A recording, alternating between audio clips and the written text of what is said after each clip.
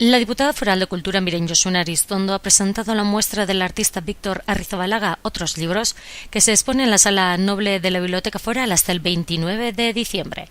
La exposición Beste liburu batzuk Otros libros está compuesta por 25 esculturas y 12 collages, además de una instalación realizada para el lugar.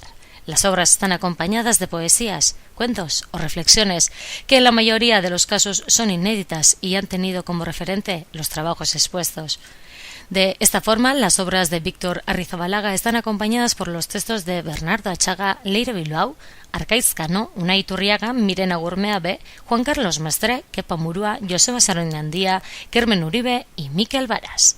Víctor Arrizabalaga muestra una serie de trabajos donde se representa de una u otra forma a los libros. Según el artista, los libros representan una herramienta de conocimiento que se manifiesta en forma de deseo.